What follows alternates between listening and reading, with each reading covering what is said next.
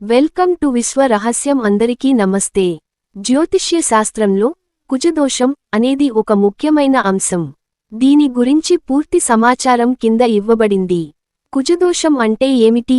జ్యోతిష్య శాస్త్రం ప్రకారం కుజుడు అంగారకుడు జన్మలగ్నం నుండి లేదా చంద్రుని నుండి లేదా శుక్రుని నుండి 1, 2, 4, 7, 8 లేదా 12వ స్థానంలో ఉంటే కుజదోషం ఉందని అంటారు.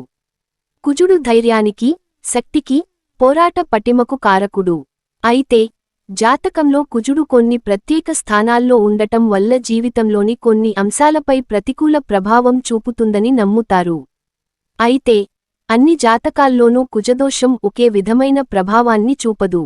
గ్రహాల స్థితి, రాశులు మరియు ఇతర అంశాలు ఫలితాలను మారుస్తాయి. దీనికి అనేక మినహాయింపులు ఉన్నాయి. ఉదాహరణకు మేషం, కర్కాటకం, సింహం, వృశ్చికం, ధనుస్సు, మీన లగ్న జాతకులకు కుజదోషం వర్తించదు. కుజుడు ఉన్న స్థానం కర్కాటక, సింహ, మకర లేదా కుంభ రాశులైతే దోషం వర్తించదని కొన్ని గ్రంథాలు చెబుతాయి. సప్తమ స్థానం మకర లేదా కర్కాటక రాశులైతే కుజ దోషం ఉండదు. అష్టమ స్థానం ధనస్సు లేదా మీన రాశులైతే కుజ దోషం వర్తించదు. ద్వితీయ స్థానం బుధ సంబంధమైన మిథున లేదా కన్యా రాశులైతే కుజ దోషం ఉండదు.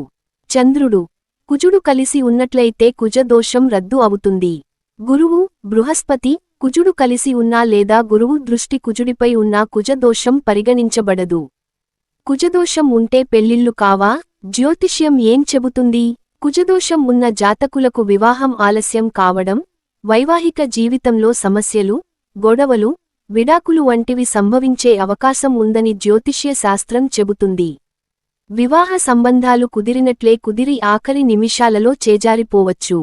తీవ్రమైన దోషం అయితే ఆలుమగలు విడిపోవచ్చు లేదా ఒకరు మరణించవచ్చు అని కూడా కొన్ని వాదనలు ఉన్నాయి. అయితే ఇది పూర్తిగా సత్యం కాదని, కుజదోషం ఉన్నప్పటికీ చాలా మందికి సకాలంలో వివాహాలు జరుగుతాయని, దాంపత్య జీవితం ఆనందంగా ఉంటుందని కొందరు జ్యోతిష్యులు చెబుతారు. కుజదోషం కేవలం వైవాహిక జీవితంపైనే కాకుండా మానసిక ఆరోగ్యం, ఆర్థిక సమస్యలపై కూడా ప్రభావం చూపుతుంది. ముఖ్యమైన విషయానికి ఏమిటంటే వధూవరుల జాతకాల్లో కుజదోషం సమాన స్థాయిలో ఉంటే వివాహం చేయవచ్చునని చెబుతారు. అంటే ఒకరి జాతకంలో కుజదోషం ఉండి మరొకరి జాతకంలో లేకపోతే సమస్యలు రావచ్చని, కాని ఇద్దరికీ కుజదోషం ఉన్నట్లయితే ఆ దోషం సమసిపోతుందని నమ్ముతారు. దీనిని కుజ్దోష పరిహారం అని కూడా అంటారు. కుజ్దోషానికి నివారణ చర్యలు. కుజ్దోష నివారణకు అనేక పరిహారాలు జ్యోతిష్య శాస్త్రంలో సూచించబడ్డాయి. అయితే వ్యక్తిగత జాతక విశ్లేషణ ఆధారంగా నివారణ చర్యలు తీసుకోవడం మంచిది.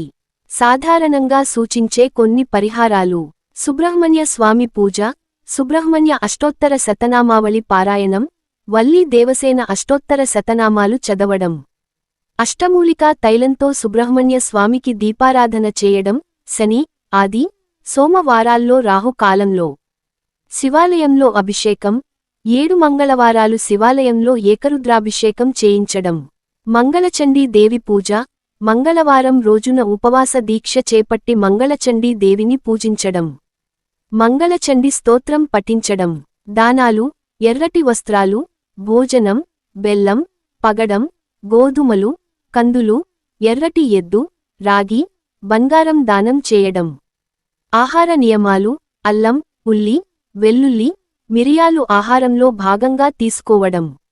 నాగుల పుట్టను దర్శించడం. నాగుల పుట్టను దర్శించుకున్నప్పుడు పుట్టమన్ను చెవికి ధరించడం. ముఖ్య గమనిక: జ్యోతిష్య శాస్త్రం ఒక నమ్మకం. కుజదోషం గురించి ఆందోళన చెందకుండా అర్హత కలిగిన జ్యోతిష్య పండితులను సంప్రదించి మీ జాతకాన్ని నిశితంగా పరిశీలించి సరైన మార్గదర్శనం పొందడం శ్రేయస్కరం. కొన్ని వాదనల ప్రకారం కుజదోషం ఒక మూఢనమ్మకం, ఇది ఒక అభూతకల్పన అని కూడా చెప్పబడుతోంది. కాబట్టి ఎటువంటి నిర్ణయాలు తీసుకునే ముందు అన్ని కోణాల నుండి విశ్లేషించుకోవడం ముఖ్యం. అరటి చెట్టుకు వివాహం చేయడం ఒక జ్యోతిష్య పరిహారం. జ్యోతిష్య శాస్త్రంలో ముఖ్యంగా కుజదోషం వంటి కొన్ని దోషాలు ఉన్నప్పుడు వాటి ప్రభావాన్ని తగ్గించడానికి లేదా రద్దు చేయడానికి అరటి చెట్టుకు వివాహం చేసే ఆచారం ఒకటి ఉంది.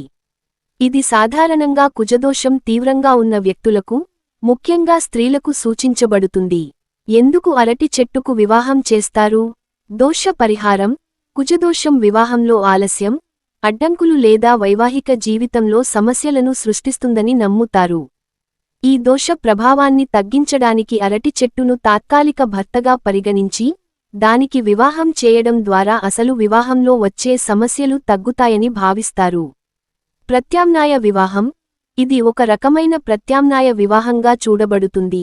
దీని ద్వారా జాతకంలో ఉన్న దోషం చెట్టుకు బదిలీ అవుతుందని నమ్ముతారు. మాంగళ్య దోష నివారణ: కొన్ని సందర్భాల్లో ఇది మాంగళ్య దోషాన్ని నివారించడానికి కూడా ఉపయోగిస్తారు. దీనివల్ల భర్తకు ఆయుష్షు పెరుగుతుందని నమ్మకం. విధానం ఎలా ఉంటుంది? ఈ ఆచారం సాధారణంగా పండితుల పర్యవేక్షణలో జరుగుతుంది. ఒక అరటి చెట్టును ఎంపిక చేసుకుని, దానికి ఒక కన్యకు జరిగే విధంగా వివాహ తంతును నిర్వహిస్తారు. పెళ్లి కుమార్తె, దోషం ఉన్న వ్యక్తి అరటి చెట్టుతో కొన్ని నిమిషాలు లేదా కొన్ని గంటల పాటు వివాహం చేసుకుంటుంది. ఆ తర్వాత ఆ చెట్టును తెల్లవారుజామున నదిలో నిమజ్జనం చేస్తారు లేదా కాల్చివేస్తారు. దీని ద్వారా దోషం చెట్టుతో పాటు పోతుందని నమ్ముతారు. అనంతరం ఆ వ్యక్తికి సాధారణ వివాహం జరుగుతుంది.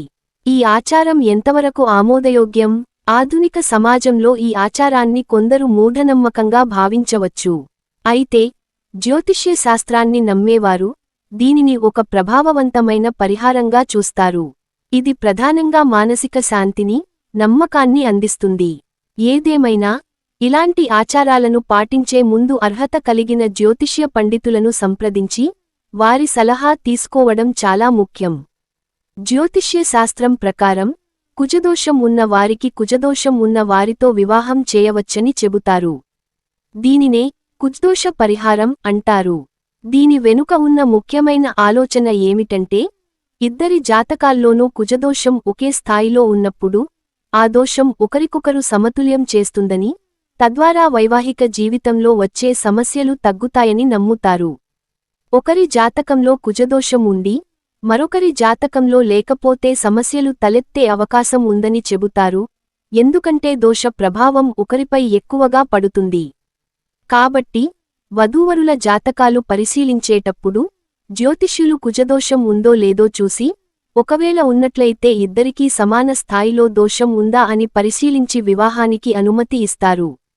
ఇది కుజదోష నివారణకు ఒక ముఖ్యమైన పద్ధతిగా పరిగణించబడుతుంది. అయితే ఈ విషయంలో కూడా ఒక అనుభవజ్ఞుడైన జ్యోతిష్యుడిని సంప్రదించి, మీ వ్యక్తిగత జాతకాలను సమగ్రంగా విశ్లేషించుకోవడం చాలా ముఖ్యం. ఎందుకంటే కుజదోషానికి అనేక మినహాయింపులు, రద్దులు కూడా ఉన్నాయి. కేవలం కుజదోషం మాత్రమే కాకుండా, ఇతర గ్రహ స్థితులు, యోగాలు కూడా వైవాహిక జీవితంపై ప్రభావం చూపుతాయి. మరొక వీడియోతో మళ్ళీ కలుద్దాం.